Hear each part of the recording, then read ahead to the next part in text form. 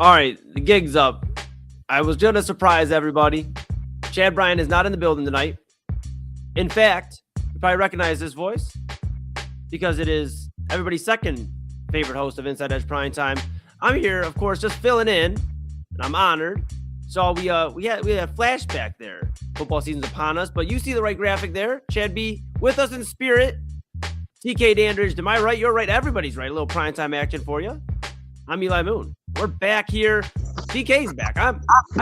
I'm new here. Hello, everybody. I'm new here. Usually Chad Bryan would be sitting in the seat, but I am here. I'm rocking and rolling with my guy TK Dandridge. We are up and at it. We got a lot to talk about when it comes to football here, folks. A ton to talk about when it comes to football. We have the Browns, the aftermath of Week 1 against the Chicago Bears.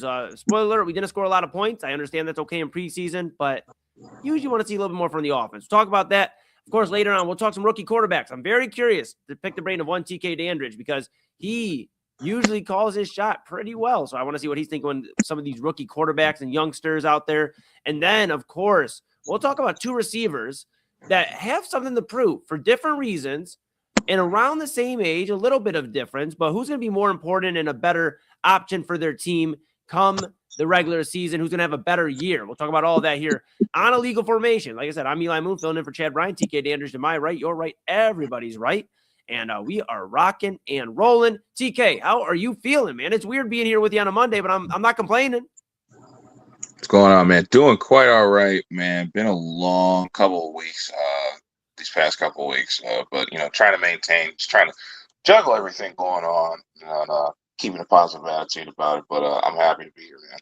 Good. Well, hey, I'm happy to be here with you, man. This is your domain. I'm here. I'm gonna make sure we keep it clean, keep it smooth, and Chad has something to come back to next Monday. So we'll do all that, of course, here with you on the Inside Edge Network. And if you're just tuning in for the first time, make sure you like, subscribe, follow at Inside Edge Net on all the socials. Make sure you smash that notification bell so you know when we're going live for daily shows starting up at 8 o'clock, 7:56 p.m. or 57 p.m. to be exact. 3-minute open, get you started up. And then we have the Daily Spiral returning tonight. Autumn Chisholm, 9 p.m. on Filter with Kyle Cornell.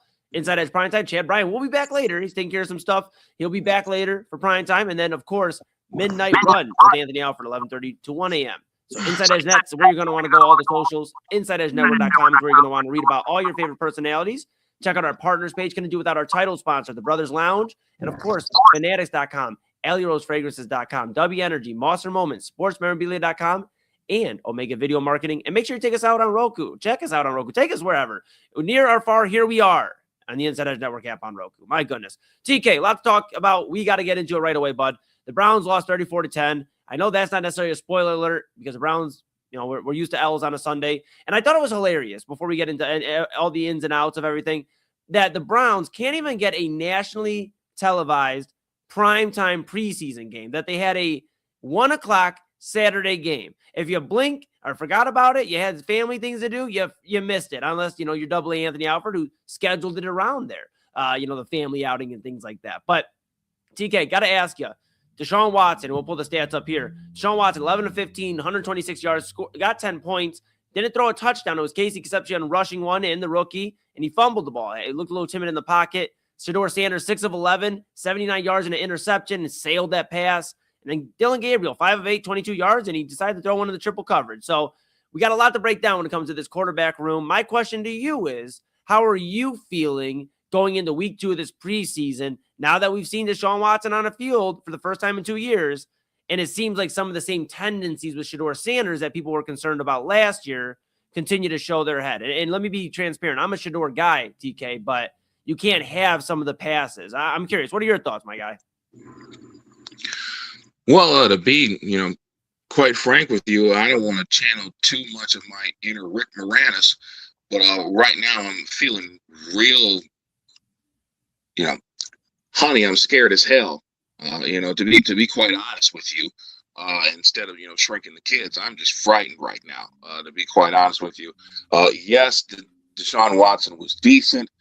You see that he only had 4 incompletions on the day. He did lead 2 scoring drives, one that ended with a 50-yard field goal by Andre Schmidt, and, of course, the 14-yard rushing touchdown by Casey Concepcion. He's going to be really exciting to watch, by the way.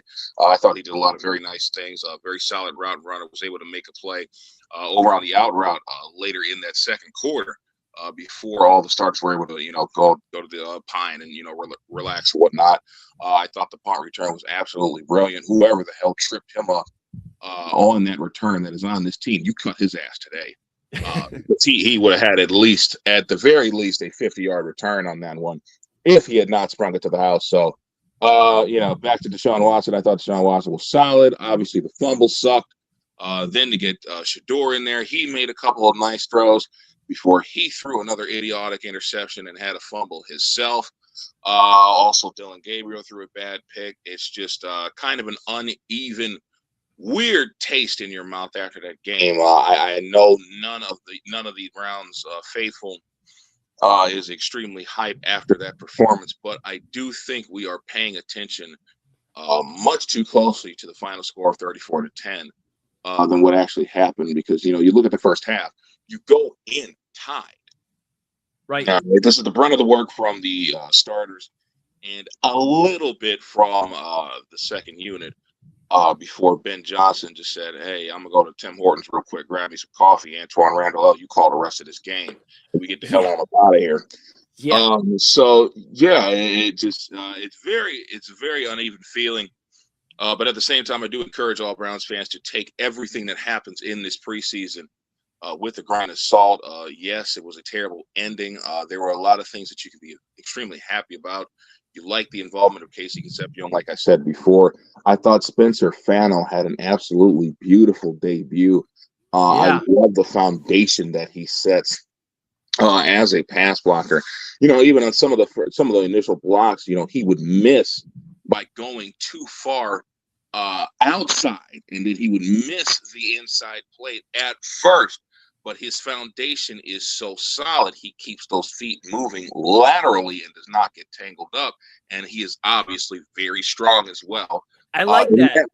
And TK, not to interrupt, my friend, but I gotta ask you here, because I remember draft time, and me and you don't disagree on a lot of things. Like, we're both in lockstep with the Jets. As long as Breece Hall is okay, they say it's a groin injury, we'll kind of monitor that. But we're both in the Jets are gonna have a good year, like playoff type of vibe for the Jets. So I'm curious, because one thing we disagreed on was the NFL draft and Spencer Fano. Because I remember, if I recall correctly, we're necessarily thrilled because you thought maybe it should have been Caleb Lamu, maybe the other Utah Ute. But now we're at a point now, and I know I was on the other, and that's okay. You know what? Every dog has their day, so I'll take it, at least so far. But it appears the versatility that I was mentioning about Fano, being able to go over to the right tackle side to get Lamu into that left tackle position, it almost seems like he's helping, to your point, helping in this, even that first preseason game, because he can read different ways. He's been able to work from both sides, both tackles. And I thought that was very interesting, to your point, TK. Just wanted to mention that as well.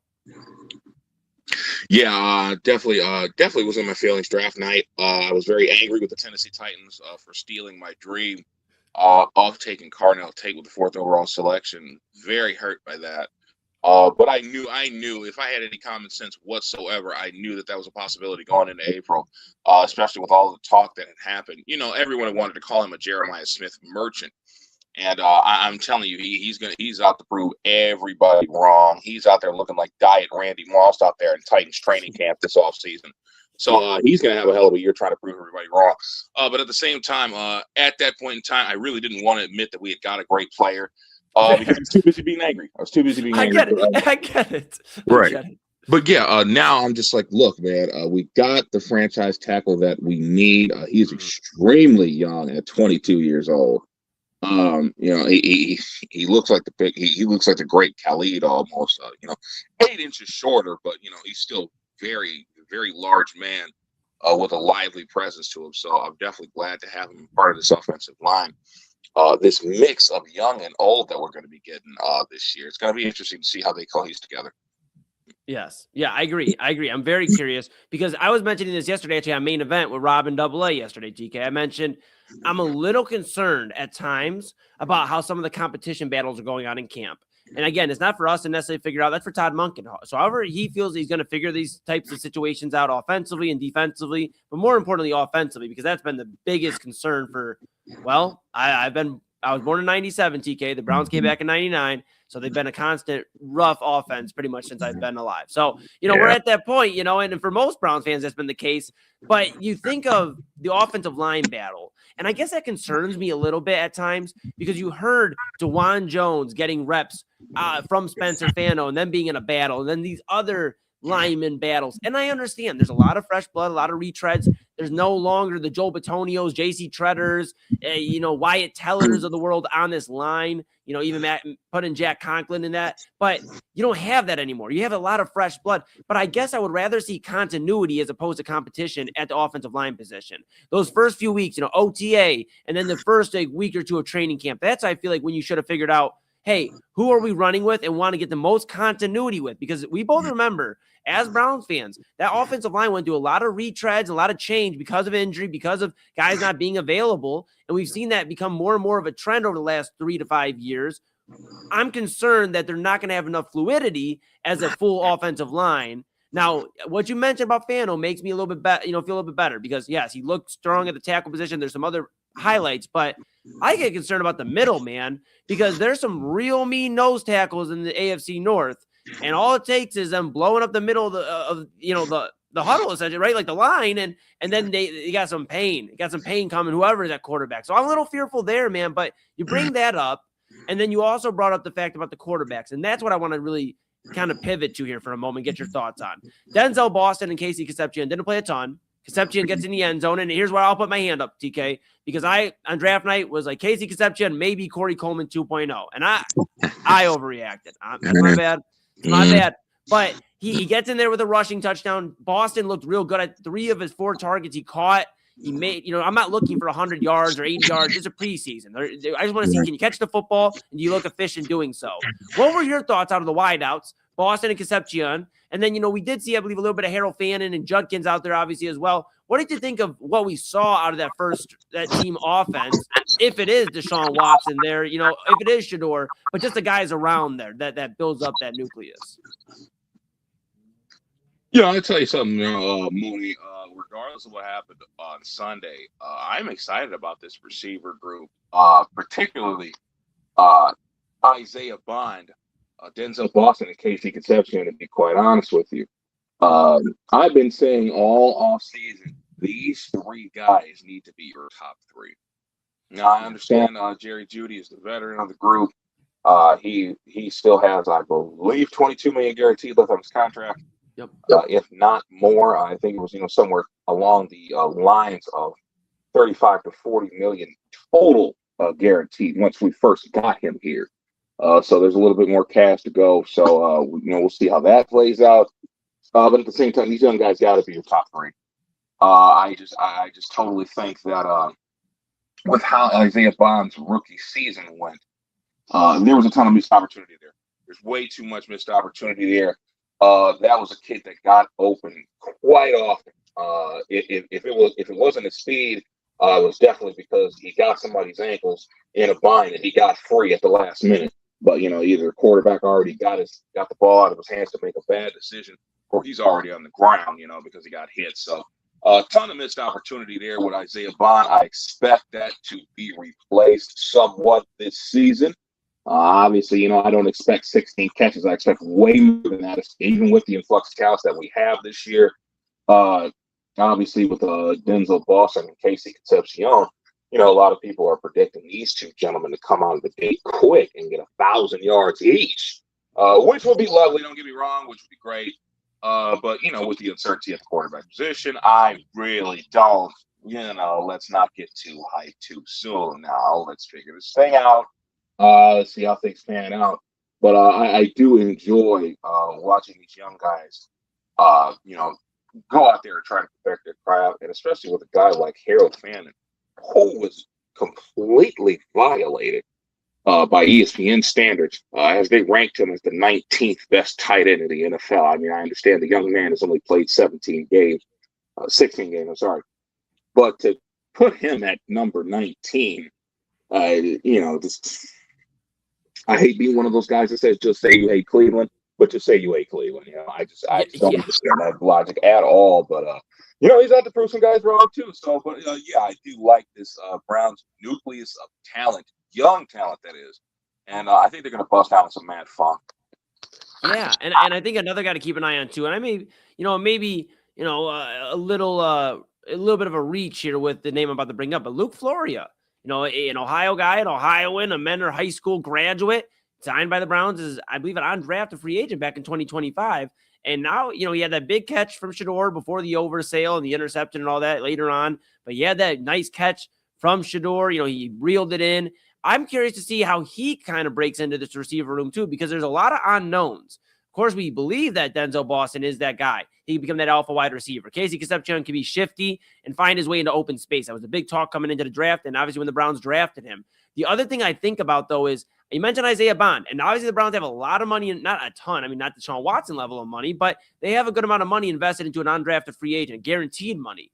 And that's the thing that makes me think they're going to try to find out what he has, but I would not put it past them to get Luke Floria in there and see what he maybe has during these next few preseason games as well, becoming a rep guy and maybe stealing some opportunities from Isaiah Bond, because we saw other guys take opportunities last year from Isaiah Bond. So I could maybe see Luke Floria being a sleeper, but a sneaky pick rather, out of preseason into the regular season. But one thing I think we agree on, Jerry Jeudy's days at the Cleveland Browns, at least a starting wide receiver, are yeah, exactly, TK. You got it. They're damn near done, because it feels like the Browns have understood, okay, there's some money we'll just okay eating. We're okay eating some of it to get to where we need to get to in the future, in the next few years under Todd Monken.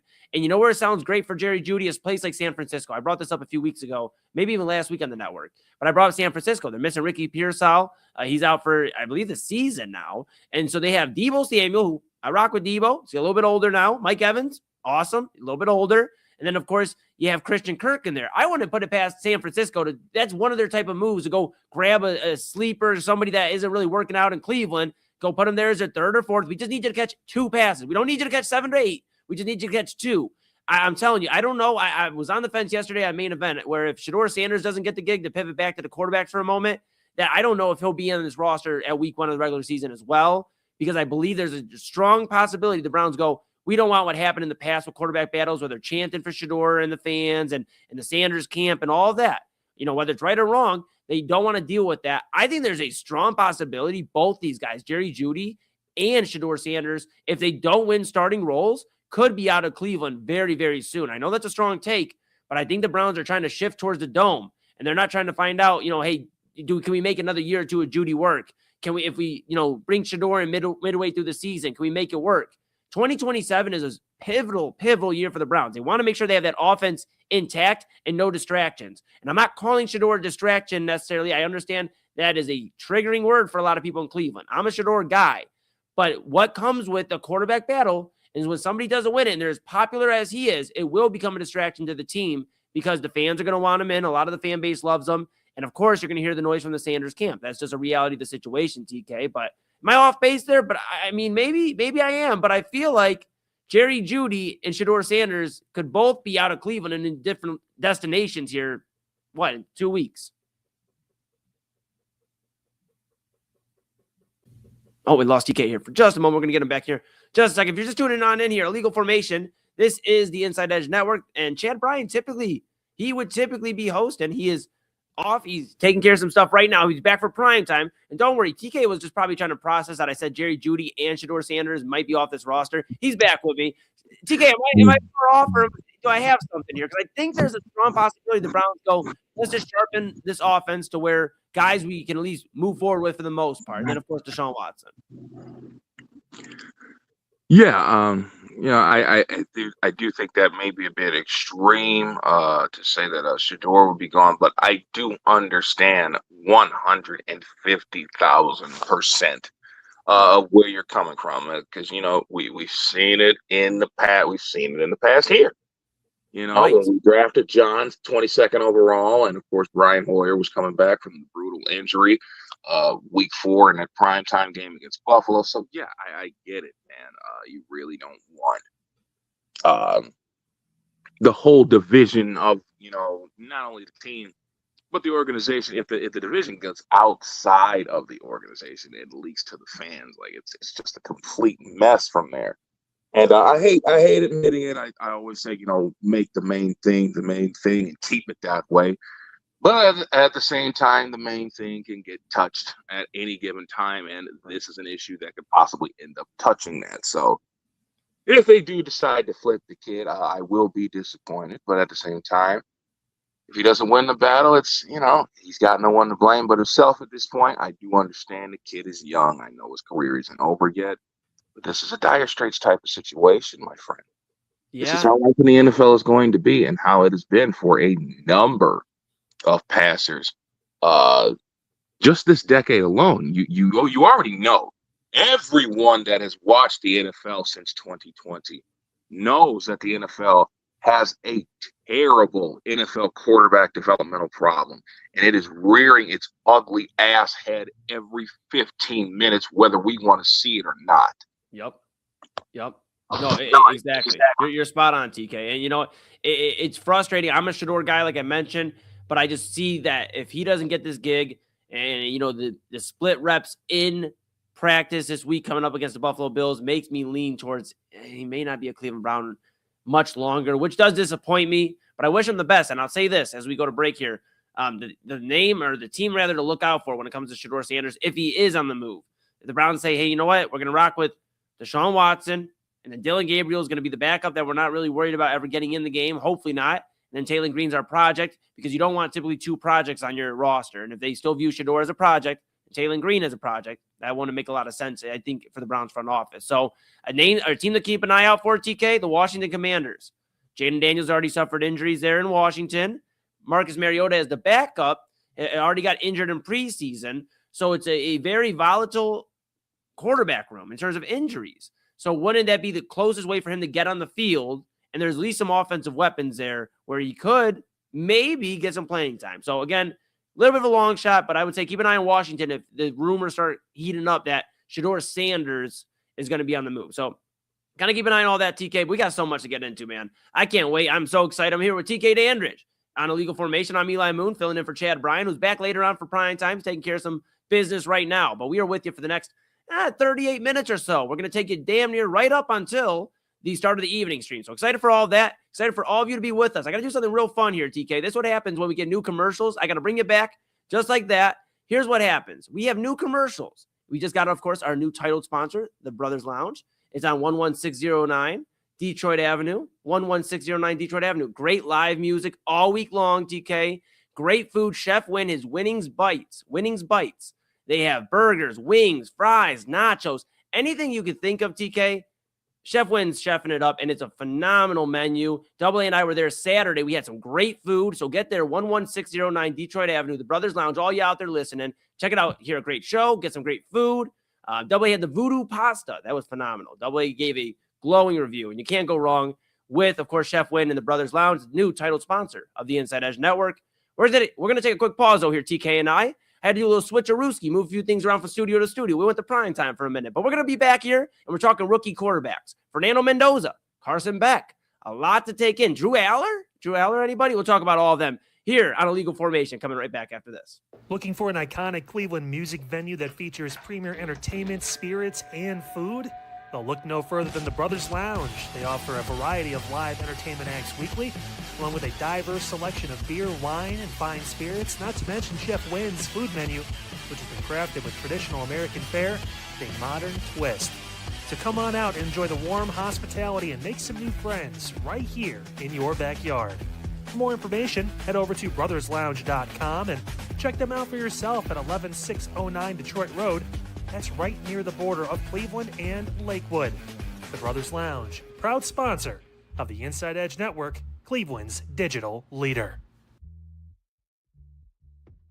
Keon Sports is the leader in Ohio high school athletic coverage in written, print, and video streaming. From the latest news and results and written content to the high school football game of the week every Friday, Keon Sports has you covered. The vision of 15-time published author Vince McKee has become the most trusted site in Ohio high school athletic news. From podcasts to player profiles, Keon Sports is your one-stop for all of it. Visit them today at keonsports.com or on YouTube at Keon Sports. Check out their socials on Twitter and Facebook as well. Please support the new Inside Edge Network by liking, subscribing, and following us on your favorite social media platforms. That's at Inside Edge Net across Facebook, TikTok, YouTube, X, and IG. And don't forget to download our new app over on Roku. And as always, thank you for supporting your favorite shows on the Inside Edge Network, Cleveland's digital leader for news, talk, sports, entertainment, and mental health. Fanatics isn't just our name, it's who we are. Loyal, passionate fans, dedicated to our favorite teams and to the sports we love. That's why we're honored to be able to offer fans the world's largest collection of official sports apparel and sports jerseys from all leagues, teams, and players you love. We feature a wide selection of gear from every league, including the NFL, MLB, NBA, NHL, and NCAA merchandise, which allows us to serve fans of football, baseball, hockey, basketball, lacrosse, soccer, golf, and everything else that gets your heart pumping. Go to InsideEdgeNetwork.com under our partners section to find our link to check out all of what Fanatics has to offer. Fanatics, a proud sponsor of the Inside Edge Network, Cleveland's digital leader. Clean energy, bold flavors, no jitters. See why people won't shut up about Dubby. Whether you're starting your workday or getting ready to exercise, Dubby Energy helps you lock in and focus. Over 15 different flavors to choose from. Order Dubby Energy right now and find out more information by checking out our partners page on InsideEdgeNetwork.com. Also, use that promo code InsideEdge10 to receive 10% off your order. Dubby Energy, your energy-focused sponsor of the Inside Edge Network, Cleveland's digital leader. Discover our collection of handcrafted candles made with clean, minimal ingredients. Every product thoughtfully created in small batches, free from harmful toxins for mindful everyday indulgence. Imported coconut soy wax with natural wood wicks to offer long-lasting burn and rich fragrance. Find out more about Alley Rose Fragrances by checking out their link on our partners page at InsideEdgeNetwork.com. And if you're a first-time customer, use the promo code InsideEdge20 to receive 20% off your order. AlleyRoseFragrances.com, a proud sponsor of the Inside Edge Network, Cleveland's digital leader.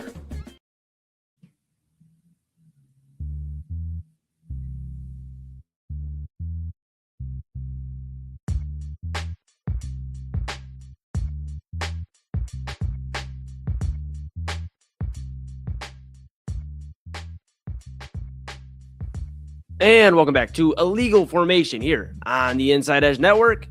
I know that voice is not Chad Bryan. He'll be back later on for prime time. He's taking care of some business. So you get me, Eli Moon, and of course, your favorite regular, arguably, Chad and him will have to figure out a vote. They'll have to get a voting system out. But definitely one of your two favorite co-hosts of Illegal Formation, TK Dandridge, here with me. And he has given us all the analysis you can think of. You're back here rocking with you, Inside Edge Network. TK, some news coming in from Ian Rappaport, right about 35 minutes ago now.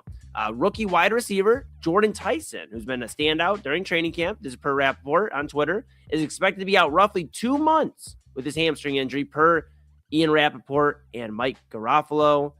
He's been consulting with experts, Tyson, and he could begin the season on a short-term injured reserve. A lot to be said there because Browns fans were obviously, and I was in that camp where get Tate, get Tyson. If Tate's not there, then get Tyson. And they didn't end up with either of them. They ended up with Fano, who spent a lot of time talking about in that opening segment. But now Jordan Tyson out for 2 months. So now it's something to keep an eye on for the Saints. They already dealt with the injury slew from Chris Olave, where to the point he almost thought about retiring. And now they get him back on track, and Jordan Tyson going through some of these woes, and kind of expected, at least from some draft experts, draft analysts, and the analysis was that, hey, he had injury issues at Arizona State. That is something to worry about, his durability. So we'll kind of keep an eye on all that, TK. But yeah, no Tyson for the Saints for a little bit. We'll see what that does for Tyler Shuck, who Mike Sando of The Athletic was on with Double A Anthony Alford last week for Midnight Run and spoke about that most experts believe, that Tyler Shuck can make the biggest jump out of all the quarterbacks in the second year. Now, TK, we could dive into Tyler Shuck. We could talk about some other quarterbacks. That's what we're going to do here for the next segment, next 15, 20 or so. We're going to talk about some rookies and some younger quarterbacks. Second year, we'll leave those guys in there as well because some of them are still unproven. I want to talk about some of these rookie quarterbacks. Let's start in Vegas because that was something me and you talked about, you and I, Fernando Mendoza. And we spent a good amount of time talking earlier in pre-show about Fernando Mendoza. What are your thoughts? He had a real strong preseason start or, run, in that game, and he looked pretty good. Clint Kubiak, reports are coming out, the Raiders' first-year head coach, former Seattle Seahawks offensive coordinator, thinking, hey, we're going to give Mendoza some more first-team reps. Am I reading a little bit into this too much when it comes to Mendoza maybe starting sooner than we had expected? A lot of us on the network believed it's going to be at least, half the season, if not longer almost, for Mendoza. Is that still the time track you believe for Fernando Mendoza to become the heir to maybe the Raiders' throne with what they're building there? Oh, no question whatsoever. I don't think any franchise other than maybe the Cleveland Browns and the New York Jets that would willingly give someone a 5-year, $172 million pact that was essentially a 1-year, $22 million deal if you didn't plan on at least having this guy as your number one guy going into the season. I said earlier, Mendoza, for the most part, I don't think he sees the field until week 6 at the earliest. But that's if Kirk Cousins is playing absolutely astronomically horrible. Yeah. So if that doesn't happen, if the Raiders aren't 1-5 or 0-6, and Kirk Cousins is leading the NFL in interceptions like Geno Smith did last year, I don't think you're going to see Fernando Mendoza too much. But if that does happen, I'm going to give it a limit to week 6 at the absolute earliest that we see 15 out there for the Las Vegas Raiders. It's going to be interesting. They got a lot of weapons out there. I was talking a little bit last night, just referencing, for the viewers out there that got to watch a little bit of main event last night. I brought this up, TK. I'm a little bitter. And you know me, it's very rare for me to be bitter. Very rare. I try not to be a bitter person. I wake up and I smile and, I got a little pep in my step. I'm ready to move. But I saw the Raiders on offense, and I saw you got Ashton Janty in the backfield. You got Brock Bowers at tight end. The receivers, okay, we may have had them beat. I think you're going to see where I'm going here. But they had all the intangibles. The line is a little better. They obviously brought in Linderbaum from Baltimore. So, Tyler Linderbaum being there, that's a big addition for the Raiders.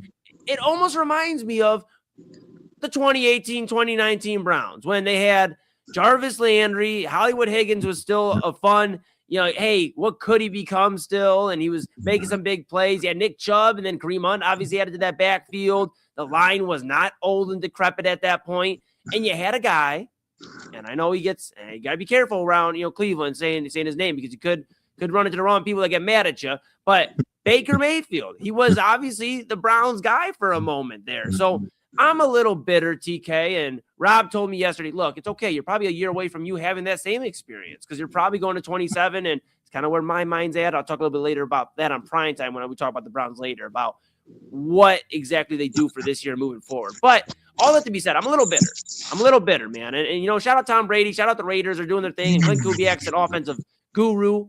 I do believe he's going to change the way the Raiders are perceived in the NFL. But I'm a little bitter, TK. I can't lie. I'm a little upset that they have all the offensive weapons. My goodness. A lot of us are, man. To be quite honest, and it didn't really help that Baker's running his mouth again. Talking about it's time to show him which one's the better home. But I get that. That's what he's going to do. He's going to run his mouth. Somebody comes to him, with something, he's going to come right back at him. I don't expect anything less out of Baker Mayfield. But anyway, I think with some of these newer guys that are coming in, especially these rookies.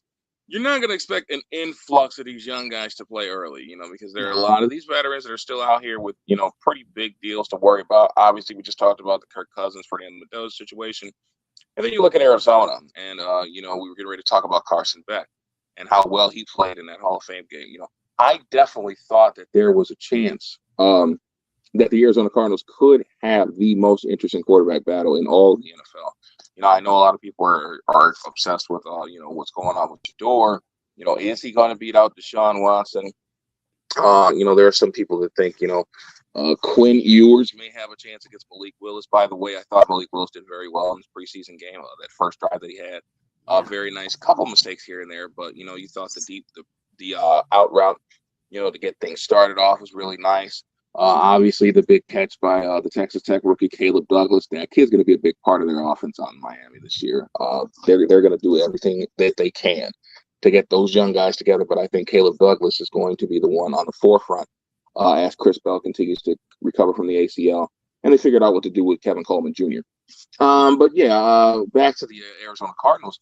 They finally get the deal done with Jacoby Brissett. They give him a $15 million pack that has the ability to reach $21 million with incentives, of course. So looks like he's going to be their week one starter. But I definitely thought Carson Beck played well enough to at least garner some consideration. And obviously, everyone knows that I love Gardner Minshew. I am a Minshew mania dude. So yeah, I was definitely looking forward to hey, maybe 15 gets another starting opportunity, because he has yet to capture that efficiency that he put up during the midst of a fire sale, being a 6th-round pick by the Jacksonville Jaguars. Those first 2 years of his career, you're thinking like, wow, this kid, basically just came out of nowhere and just says, I'm going to post a damn near 4-to-1 touchdown to interception ratio while being on one of the worst teams in the NFL. So, it's always nice to see him out there playing. But I definitely think Carson Beck's gonna have to wait a little bit, but I definitely think the future is bright with him.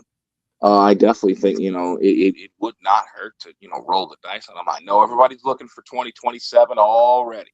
They want to see who's going to be at the top of that quarterback class in April of next year. Look, I get it, but at the same time, I really just want us to focus on what's happening right now. You have 3 relatively solid options. I definitely think the Arizona Cardinals can surprise some people, because you're talking about how the Raiders have weapons. The Arizona Cardinals have weapons too. I mean, they signed Tyler Algier, Kendrick Bourne in free agency. They were Isaac Seumalo as well. He's going to be a starter for them. They draft Jeremiah Love with the 3rd overall pick, which I was kind of shocked about. I definitely thought they were going to go with Fran Malinoa to try to strengthen up that offensive line, even though that may have been kind of high for a right tackle. I do think he was a guy that deserved that kind of recognition because he was that good at the University of Miami. But they went ahead and went with Jeremiah Love. Let's add to this offense a little bit.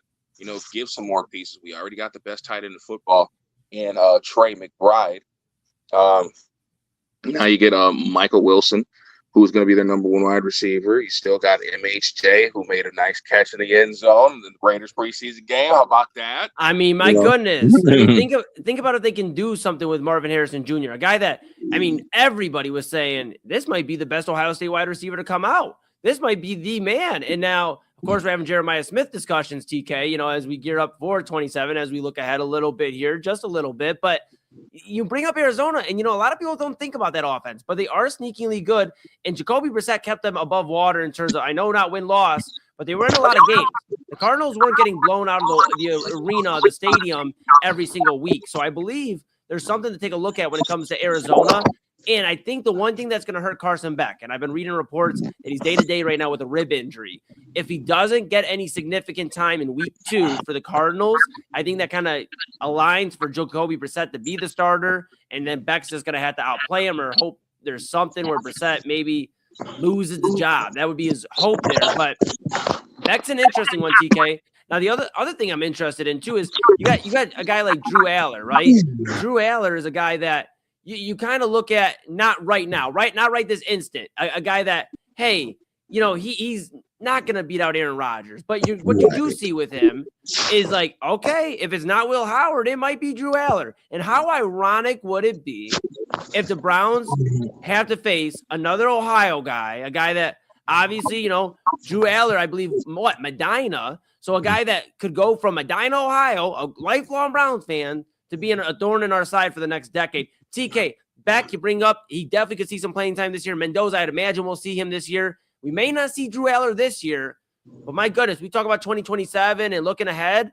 If we have to look ahead into the division, the Steelers might have their quarterback of the future possibly there. And I know it's early. It's one preseason game. I get it. But this is back-to-back years the Steelers have invested a decently high draft pick at quarterback. First with Will Howard, who I believe was a 3rd or 4th round pick, I believe, for the Steelers. And then 6th round pick. My apology. But 3rd round pick for Aller. So you have still investments at quarterback for the Steelers. I don't know. I'm a little nervous about Drew Aller in the future for the Pittsburgh Steelers as a Browns fan.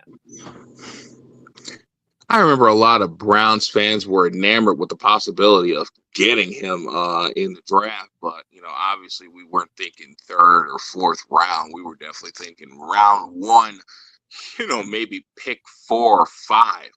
Yeah. But then, he has the rough 2025 season. Everybody had a rough year at Penn State in 2025.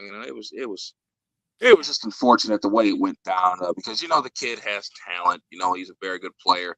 And there were a lot of other talented kids on that Penn State roster as well. You think about Nick Singleton, Danny Dennis Sutton, Julian Fleming, our former guy, when he was at Ohio State. Yep. Olave Vega being the big one, him going to the Ravens. So, they had talent. It was just a cluster of a bad year, man. And it happens. And we're so unforgiving when things like that happen. And I get it. It's a results-driven business. I do understand. So, with that going on, it's just, you wish it would have ended better. But, hey, it's not the end of the world. He's got a whole new opportunity. He's still in the same state. He can make it happen. He sure is. Yeah, you think about that Penn State to Pittsburgh, and he stayed in the same vicinity dang near his whole life in terms of football. So, my goodness, you look at that for Drew Aller. You look at this, the influx of rookie quarterbacks, second-year guys getting their first real opportunity. When you mentioned Malik Willis in Miami, of course, he had some opportunity to step in Green Bay, but he's not been called on to be the guy for a franchise since Tennessee took him. And in the second round, I believe, of the NFL draft, 6-7 years ago now. So you see that, TK, I'm not going to lie. I have some thoughts later for prime time. And I know, it's unfair for me to maybe tease for something, but it's just a few hours away. And I know you'll be listening and everybody at home will be listening. I got some thoughts when it comes to the Browns quarterback room, not only just this year, but in the future, how they can maybe look to shape this to be something we can be excited about when it comes to Brook Park, the Dome, things of that nature. So we'll look into all that. But TK, I'm going to have some things to say later. And Chad B, usually lets me go off the cuff. I'm allowed to just start going off on a tangent. I'm going to probably have one tonight. So that'll be later on at Inside Edge Prime Time, 10 p.m. tonight. But TK and I aren't going anywhere. In fact, we're doing a little switcherooski because, like I said, we got to move some things over. Guess what? We like to move on the fly here. We hope you're having a great time. And we can't wait to come back with you because here's why. We got two receivers. First off, we get to see all of you. But we have two receivers. And we got to talk about them. Stefon Diggs, he's now a Washington Commander. And A.J. Brown, he's a New England Patriot.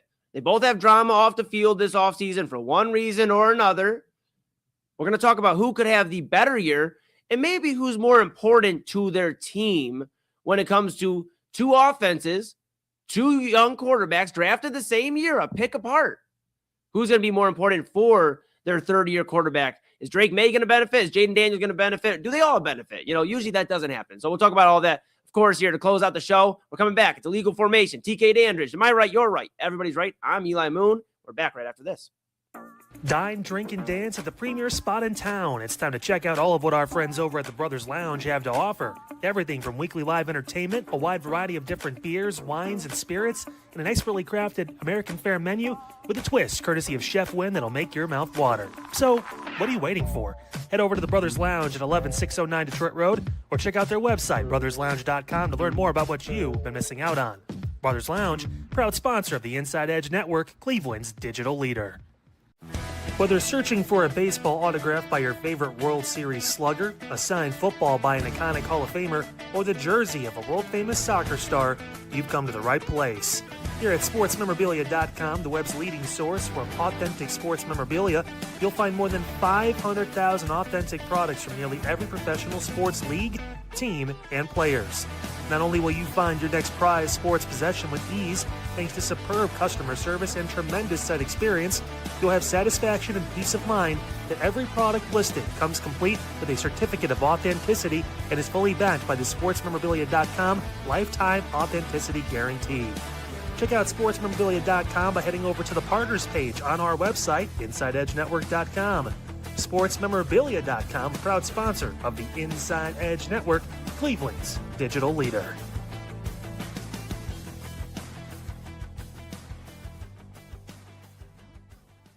Discover our collection of handcrafted body mists made with clean, minimal ingredients. They offer a natural alternative to synthetic fragrances, perfect for sensitive skin and those seeking clean, mindful self-care, and the perfect gift for you and your special someone. Learn more about all Ellie Rose Fragrances has to offer right now by clicking the link on our partner page at InsideEdgeNetwork.com. First-time customers use that promo code InsideEdge20 to receive 20% off your order. EllieRoseFragrances.com, a proud sponsor of the Inside Edge Network, Cleveland's digital leader. Monster Moments Photography is a husband and wife wedding photography team based in Cleveland, owned and operated by Inside Edge Network's very own Ryan Monster and his wife Hallie.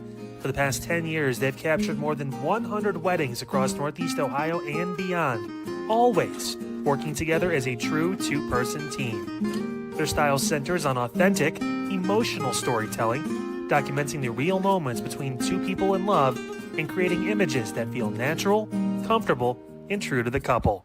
Rooted in Northeast Ohio, but inspired by their travels, Ryan and Hallie bring a warm, personal approach to every wedding day. Their work blends experience, consistency, and a genuine passion for helping couples relive their best day through timeless photography. Learn more by checking out Monster Moments Photography's link on our partners page at the InsideEdgeNetwork.com website. Monster Moments Photography, a proud sponsor of the Inside Edge Network, Cleveland's digital leader. Find us on InsideEdgeNetwork.com for the latest information on your favorite shows, personalities, and network partners. Plus, we have a merch shop. That's right, we have network polos, t-shirts, champion jackets, hats, and bottles. Rep the network. Every purchase supports independent sports and entertainment media. Thank you for your support from all of us here at the Inside Edge Network, Cleveland's digital leader for news, talk, sports, entertainment, and mental health.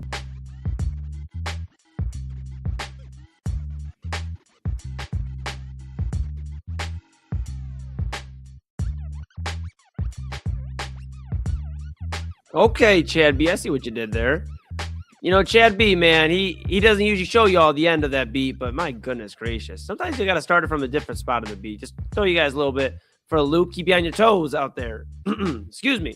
Welcome back, everybody. Illegal Formation here on the Inside Edge Network. TK Dandridge, one of your favorites here. Of course, with me, I'm Eli Moon. We are back in the saddle on the saddle adjacent. TK, I apologize. Sometimes you get some of my prime time, my lingo from prime time. Chad and I, that's what happens when you stay up till about 4 or 5 in the morning and you don't get much sleep. You kind of just start saying stuff that you hope sticks, you know, and usually I make a lot of rhymes and we make it. We make it here. I'm here now with you. We're rocking. We're doing the thing. And everybody out there is rocking with us, TK. And hopefully you're enjoying yourself. If you've been here for the first time or you haven't been here before, we'll get TK back in a moment. But take the time to remind you. Like, subscribe, follow at Inside Edge Net on all the socials. YouTube, X, Facebook, Instagram, TikTok, Twitch. Smash that notification bell so you know when we're going live. The Daily Spiral is back this week, 8 p.m. and then 9 p.m. Unfiltered, 10 p.m. Inside Edge Primetime, and 11:30 Midnight Run. A lot of great stuff here for you. Autumn Chisholm is back. So she'll be on at the top of the hour, just about 42 minutes away. So we'll be done around the 7:30, 7:40 mark, and then we'll hand it off in 20 minutes to start the evening stream. I'll eat some dinner. Pop Moon and I are talking about what we should do for dinner. I think he's making some pasta sales. I'm excited about that. And then, of course, we will be back for prime time later on. So like, subscribe, follow Inside Edge Net on all the socials, InsideEdgeNetwork.com. Read about your favorite personalities like TK Dandridge and everybody who does a great job. Go check out our partners page. Couldn't do without them. Our title sponsor, the Brothers Lounge on 11609 Detroit Avenue on the border of Cleveland and Lakewood. Great live music all week long and great food from Chef Win and Winning's Bites. Just incredible. Winning Bites has burgers, nachos, fries, wings, all the great stuff. Go check it out. You cannot miss out. You got to get there. The Brothers Lounge. They're on 11609 Detroit Avenue, title sponsor of the Inside Edge Network. And take us wherever you want to go. Inside Edge Network app on Roku. Near or far, here we are. And one more time for the website, because I'd be remiss without telling you, go grab a shirt, a hat, a mug, a polo, a windbreaker. Rep Cleveland's digital leader. Get some nice for you. Windbreaker's going to come in handy, TK, very, very soon. So we'll keep an eye on all that. All right, let's get into it. Got a few minutes left here in the show. I talked to you about this earlier, and I could feel I guess we'll talk about two guys that sometimes are just a pain in the behind, but they're good receivers. But they can kind of have some of these lingering off the field stuff, whether it's just outside noise or whatever. In Stefon Diggs' case, we'll start with him. He was found not guilty for felony strangulation and misdemeanor assault and battery. It was a case that stemmed in December 2025. It was with the chef, the live and personal chef, but found not guilty. But that was the thing that caused the Patriots to not even, they said, we're cool. You're dealing with all this. The court date got pushed past the Super Bowl. We're cool. We're going to stay away from you. Good luck in Washington. He's now a Washington Commander. And that's interesting with Deebo Samuel being out. Now they have a lot of questions, and Brandon Ayuk thinks he's going to the Washington Commanders. I don't think so. So Stefon Diggs is probably going to be the guy there. And then we look at A.J. Brown, TK, and I'll hand it off to you in just a second. You look at A.J. Brown, the New England Patriot, almost like everybody predicted that for months. Of course, there was rumors and other things incorporated we won't get into on this show that kind of made this feel like more of a reality before it was a reality. But A.J. Brown now paired up with Drake May. He says, this is a dream come true. This is his home. This is where he's wanted to be. He's a Patriots fan growing up. He's so happy, TK. He is so happy right now. I've never seen A.J. Brown more happy, except for when they throw the ball to him about 17 times. Then he's really, really happy. So my question to you, and I'll hand it off to you here, who has a better year? And I guess the bigger question too, and this may be separate in terms of better and more important, but who's going to have a better year and who needs to have the more important year? Who plays more of an important role on their team? Stefon Diggs or A.J. Brown? Well, I think the player that needs to have a better season out of the two is definitely going to be Stefon Diggs, because I'm going to put it quite blatantly. Stefon Diggs had been an ass the entire year. Of course, with the case going on, whatever the hell that was, that was a mess in itself. Nothing I really care to get into. We're going to move right along, but of course, with the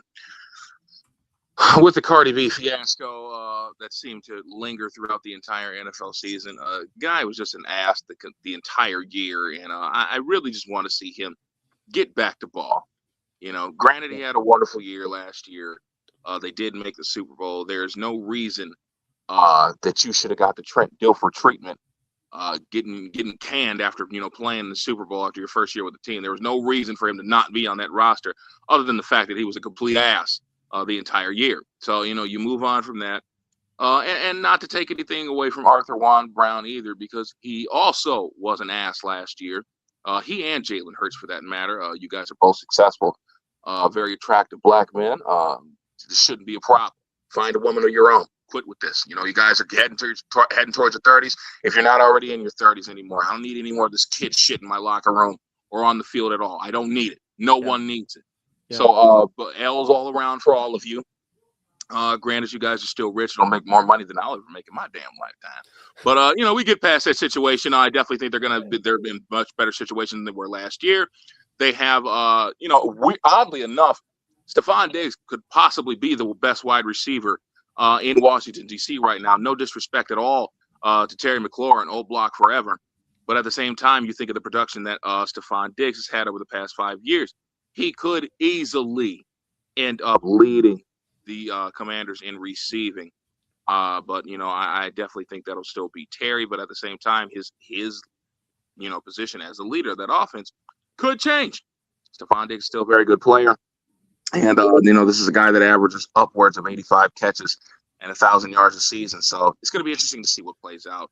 But I definitely think A.J. Brown is going to have an amazing season with Drake May. I definitely think he came around at just the right time, because you saw how good Drake was as a rookie. You saw that he could make plays on a team with a porous offensive line. When you got Badarian Lowe and Dimitri Jacobs as your starting tackles, I don't think you're going to get too much done.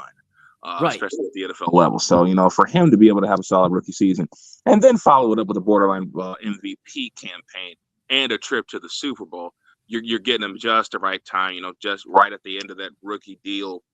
You get a little bit wider window to go ahead and challenge for another Super Bowl appearance, if not get that trophy. So, with A.J. Brown, I think he's going to have a phenomenal year. Expect 80-plus catches. 1,100 yards, 6 to 7 touchdowns at the very least. I definitely think both of these guys are going to be very good players for their respective teams. But all in all, Stefon Diggs has got to show out this year. He just has to. Yeah, and earlier on, I'm not going to lie, TK, I've been calling my shot saying the Patriots finished last in the AFC East. And I may be wrong, but that kind of leads me to my point in terms of who needs to have a better 2026 season. Yes, it'd be nice for Stefon Diggs to have a great 2026 year for the Commanders, be that either the alpha or if this has been Terry McLaurin's team. He's been there so long for the Commanders. It could still be a point where he just fits in where he needs to, helps give some relief to Jaden Daniels. They're obviously without Laremy Tunsil, so they're going to have to figure out the left tackle position, and having a guy like Diggs that can get open quick, same with Terry McLaurin, that's going to help out. So I'm curious there, but here's why I say A.J. Brown needs to have a better 2026 season, and needs to. Because we've seen with young quarterbacks, and Drake May still in his third year, Who was in their fourth year when Odell Beckham Jr. came to town here in Cleveland? Baker Mayfield. We've seen it with other quarterbacks, even one Jalen Hurts. And I know he's a little bit older, but still, when he got A.J. Brown, he was kind of still getting his bearings as the man in Philadelphia. And he had to work with it, and he worked with A.J. Brown well. They were buddies. They were rocking with each other. They won a Super Bowl. And then it wasn't cool. They got the ring and they said, guess what? Now we really don't like each other. This is not cool no more. And I think that's why it's so imperative for A.J. Brown to have the better year, because there's a lot of talk right now about A.J. Brown just wants the football. A.J. Brown just wants the football. A.J. Brown's not happy if he doesn't get the football, which may be true to a degree. Newsflash, wide receivers like it when you throw it to them 10 to 12 times. I know that's not always in the game plan, but they're going to be upset when they don't get the ball. It'd be like a running back getting 10 carries. You'd be a little frustrated. So I understand where A.J. Brown comes from a receiver standpoint, being frustrated that way, TK. But we've seen it. And I used the Baker example. I obviously even used Jalen Hurts, and A.J. Brown started kind of dealing with that. And other quarterbacks have had that trouble of having to force feed the ball. Even think about Buffalo. Josh Allen and Stefon Diggs. When he came in there, of course, they had that success, but then it started feeling like Josh Allen was really centering in on Diggs. They ended up moving off of Diggs. Josh Allen has one of his best years the year after. Kind of crazy to think about. But I believe it's going to be so important for Drake May to have somebody that, hey, I'm here, but don't feel any pressure if you don't get it to me. Like, if I'm here, I'm open, get it to me, but don't force feed me. I don't need 10 to 12 targets. I'd rather have 4 to 5, 6 targets that are going to be efficient, get me in the end zone, and I can break away and get a big play, or 2 or 3. It's going to be so imperative. There's a lot of bad looks in terms of going A.J. Brown's way, from the media, from fans, from Philadelphia, clearly, obviously. There's a lot of people that are like, man, is he even worth the squeeze? Like, we may have avoided a headache. And he has every opportunity to become the number one guy in New England. Not just receiver, like offense. And maybe the most important player on that team, which is crazy to think about. Because, yes, Drake May is doing very well. I had a great second year. I'd expect him to at least move forward. And that's what the Patriots fans would expect to move forward. Now, is that going to turn into wins? We'll see. It's going to come up to A.J. Brown. Not disrupting the game plan in terms of, hey, just get it to me, but being a key component of that. And if he can really help, to your point, usher in Drake May, like, hey, don't worry, you got somebody here to safety blanket, but then, hey, toss it out to the other guys. Like, hand it off to Travion Henderson. Like, he's there. You get it out. Do a little screen pass. Do those other things. But if he can provide that safety blanket and not become where it's unbearable, for lack of better words, for Drake May, where he feels like that's the only option is I got to force feed my star receiver. That's why I believe the Patriots are going to be in a rough spot. So who needs to have a better year? I believe it's A.J. Brown. I do believe in terms of Diggs, you need to have a year. But I think A.J. Brown, this is such a pivotal year because he could still get another big contract after this one's done based off how he does these next few years. And I think he could get one more big contract, and it's going to be dependent on how he starts off early in New England. But if he comes out and you hear week 4, week 5, and hey, I only got 4 targets today, and, we won by 7, but I'm mad. It's going to be like, okay, man, are you happy anywhere? And that's where the concern is going to come in. And that's why, TK, I have the Patriots finishing last because I do believe that's going to become an issue. I think Drake May and A.J. Brown are going to have a tough time. I think he's going to feel like the pressure I just talked about that you hope he doesn't feel, it's going to be there. You're going to see a lot of force feeding A.J. Brown. I think they'll abandon the running game at times, and I think the Patriots are going to be bad. But, hey, that's why we talk about it early before the season starts, so we can come back and look at it, 6 months later and be like, well, or maybe like, yeah, I had it. So keep an eye on all that. TK Dandridge has Stefon Diggs. I have A.J. Brown as the needing to have a better 2026 season. And I'll tell you, there's a lot of guys out there that need to have a better 2026 season. Season's just a few weeks away. And TK, I'm going to hand it off to you here. We're just at the final few minutes of the show. Do you have any final thoughts? We obviously talked some Browns, talked rookie quarterbacks, talked Stefon Diggs and A.J. Brown. It could be about any of that or anything NFL related, football related for that matter, that you have on your mind to close this thing out. We talked about our QB situation and, others, all these other young quarterbacks that are coming into the league right now. What kind of got me thinking was I was thinking about some of the quarterbacks that are in different places this year. Some former starters, some somewhat new starters that are coming into. Obviously, Geno Smith going back to the Jets, Tua Tagovailoa and Michael Penix Jr. battling out in Atlanta for the starting job. I think Kirk Cousins, back with the Las Vegas Raiders. And then, of course, I go back to Malik Willis with the Miami Dolphins. And, obviously, I don't think there's a lot, to be said for this team. I don't think they're going to do much this year, but at the same time, I do think that we may be looking at, the next very good up-and-coming ascending quarterback. I do think Malik Willis can hold on to this job. Now, I know there's a lot of people that think, Quinn Ewers may be on his heels, and that may be true because I do think Quinn Ewers does have a lot of talent. However, I do think with the tutelage that he was able to receive in Green Bay, obviously playing behind Jordan Love and having Matt LaFleur in his ear for a majority of the time, I definitely think that will help aid his journey in being the quarterback for the Miami Dolphins. They do have some talented players there. Obviously, Devon A-Chain is still there. I have a lot of faith in Greg Dulcich to be their tight end one. Remember, he was a 4th-round pick coming out of UCLA a few years ago. Had the really bad concussion when he was with the Denver Broncos. He was on a hot start, actually, as their tight end one. And then had the, concussion. And then the years following had a few injuries as well. Was able to play 10 games for the Dolphins last year, catch 26 passes, including a touchdown. So, just some out of the normal guys that I would, look forward to. I'm hoping that they have, solid seasons and prove their worth, as we go along. So just a lot of new guys in different places that I think are going to do very well this season. And I hope I'm right about that. I'm hoping right about a lot of things. Yeah, damn right, TK. Hey, that's why we we lean on you at times for some analysis, man, because like Chad always says, man, if you can name the starting offensive line and then the second and third string from left to right, hey, man, we'll lean on TK Dandridge, and you guys should as well, of course. He's got a ton of great football analysis. The guys do a great job. I'm just filling in tonight for Chad Bryan. But yeah, TK, you guys do great, TK and Chad. Here's my take. And again, of course, Chad will be back with you next week, so we'll just have to text about it, and you can maybe yell at me after the show. Kyler Murray is going to be a top 3 MVP candidate this year. He's going to finish a finalist for MVP. Wow. In Minnesota. Because Justin Jefferson's bought in. You don't have a disgruntled star wide receiver there. He said, you know what, Minnesota, I rock with you. He was there at SummerSlam. He's, on the announce table. He's getting the crowd hyped up. He's bought in. He is so Minnesota right now. It's not even funny. He's bought in. If Jordan Addison could stay on the field for whatever reason, stay on the field, you have something there. They have options. Obviously, they brought back Aaron Jones, I believe, at running back. So they have options on that offense. And they were starting to put it together. The Vikings weren't as terrible record-wise as people want to think. They weren't very appealing. They were out of it early, but that's because they had a terrible quarterback situation. J.J. McCarthy was leading a good portion of those games, and it wasn't good for Minnesota.